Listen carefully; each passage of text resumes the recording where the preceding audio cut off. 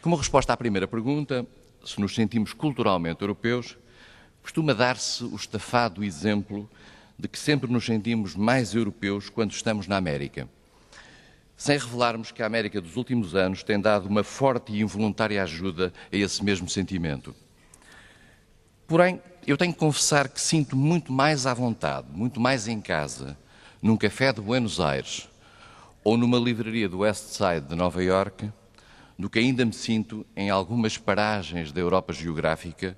cujo nome, como dizia Cervantes, por um certo lugar da Mancha, no primeiro parágrafo do Dom Quixote, eu prefiro nem lembrar.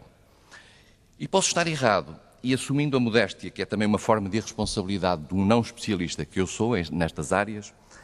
eu quero dizer-lhes que interpreto o sentido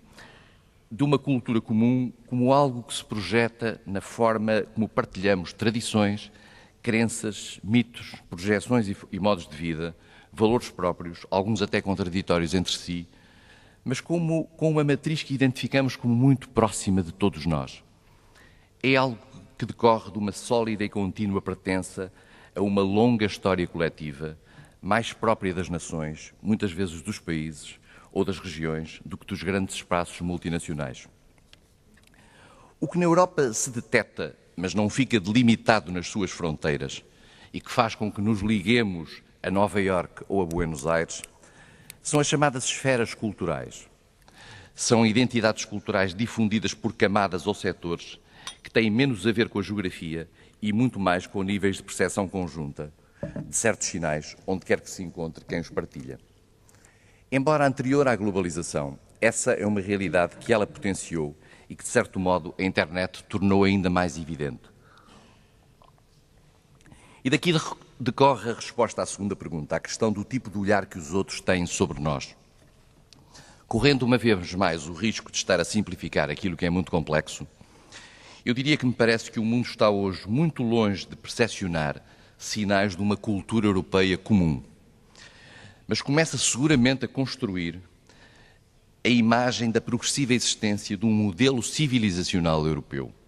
onde as várias dimensões culturais do nosso continente se projetam, influenciando-o e sobredeterminando-o.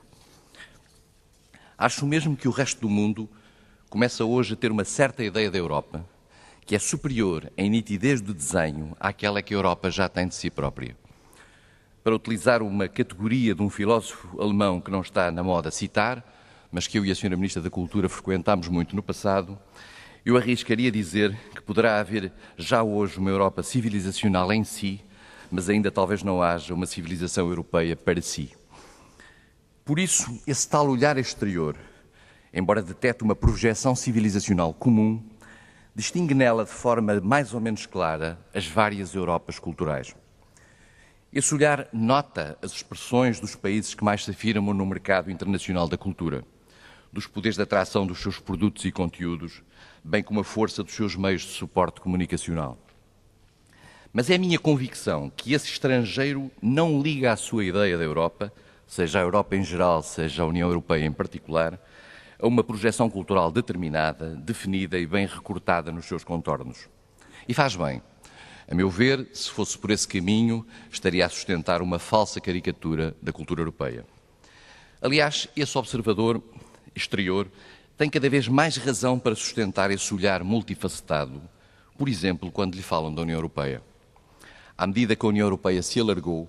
se legitimou como projeto, se reconciliou historicamente consigo mesma, a Europa tornou-se muito mais diversa culturalmente, muito mais pluralista e rica na variedade das respectivas expressões. A pressão da subsidiariedade, que hoje está politicamente protegida, tende mesmo a forçar a atenção para as comunidades locais, para as regiões, para as tradições minoritárias, para aquilo que se distingue e orgulhosamente resiste à força de um template comum. E basta um exemplo evidente. A Europa é hoje uma Babel saudavelmente incontrolável, por mais que alguns queiram espartilhá-la num quadro linguístico reduzido, feito das ambições de quem tem a ridícula tentação de impor, sob o alibi da eficácia, que a palavra demografia venha a ser sinónimo de democracia.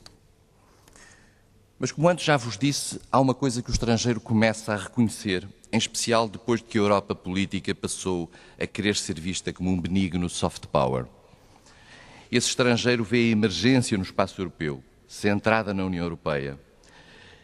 de uma vontade comum em tentar afirmar, porventura sem ser capaz ainda de a construir por completo, uma matriz civilizacional específica, que vai já para além do padrão clássico da civilização europeia que as bibliotecas guardam, porque o prolonga em novos e atualizadas dimensões. E onde é que está essa nova matriz? Está, por exemplo, no modelo social europeu e na obstinação de alguns em tentar que ele se reconverta para conseguir sobreviver como um modelo de justiça social próprio. Está na saudável teimosia de muitos para que o secularismo continue a ser a imagem de marca da nossa modernidade. Está nos esforços para afirmar que o multilateralismo é o único eixo legítimo de uma ordem internacional baseada na procura incessante da paz e da justiça, sob a tutela do direito internacional, tendo o recurso ao diálogo, à diplomacia e à solidariedade como instrumentos de trabalho. E o mundo vê também os europeus preocupados com as causas coletivas do progresso, com a defesa ambiental, a proteção da biodiversidade e a luta contra as alterações climáticas, pelo fim da pena de morte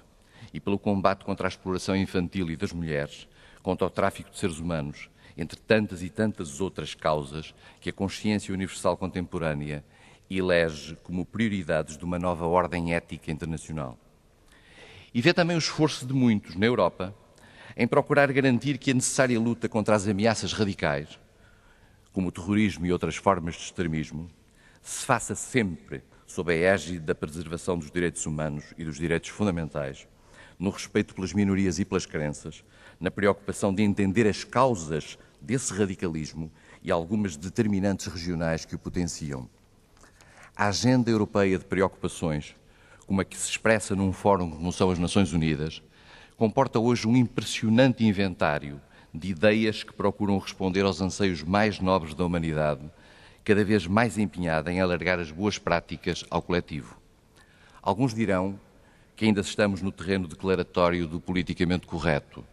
da righteousness ideológica e desculpabilizante, e que, no final de contas, tudo isso tem um sentido muito mais formal do que prático.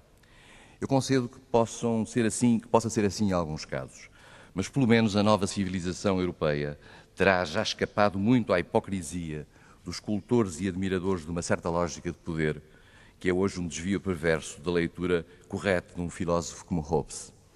A maioria da Europa, infelizmente não toda, como bem sabemos até por experiência própria nacional,